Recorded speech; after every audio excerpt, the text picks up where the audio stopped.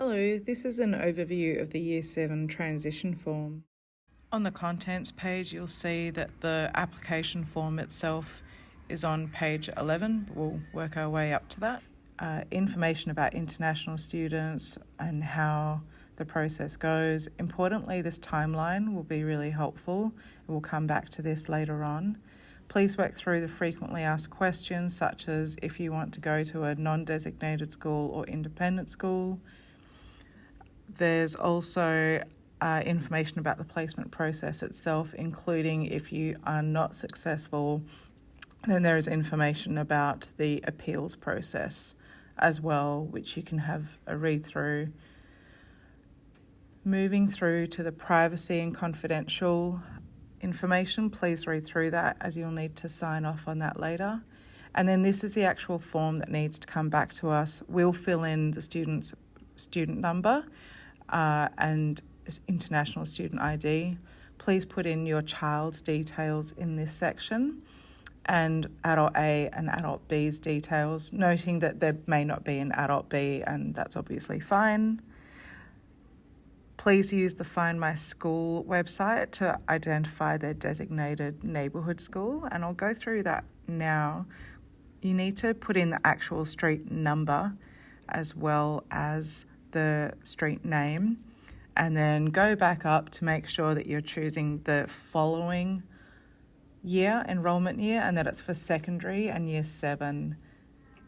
This will now show a blue shaded area for your residential address and where your designated high school is. So noting these thick blue lines show the boundaries, and then anything in that shaded area are residential addresses where that is the designated school. In this case, it would be University High for this fake residential address I've used. Please enter your child's designated neighbourhood school in section 4A. If you would like them to go to a different high school, that goes into section 4B. If you leave section 4B blank, it just means that we will only put in a request for their designated neighbourhood school.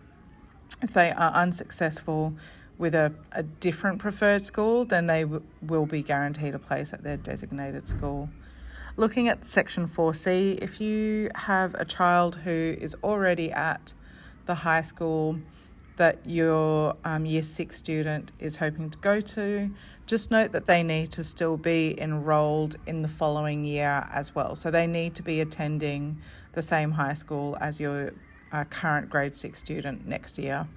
If you are hoping to send your child to a non-government school, such as a Catholic or independent school, please complete section 5. Otherwise, it's on to section 6. And just signing the bottom of the form and checking that you have read the privacy, checked your information is correct, and so on. When we go back up to the timeline, you'll see that the offers only go out in early term 3. If you accept that offer, those acceptance slips come back to us by early August, and then from there, the high schools will liaise directly with you to the residential addresses that you've included in your forms to follow up with more information to confirm your ID and your residential address. So they'll ask for proof of all of that then. And that's pretty much it. Please feel free to come and ask if you have any questions.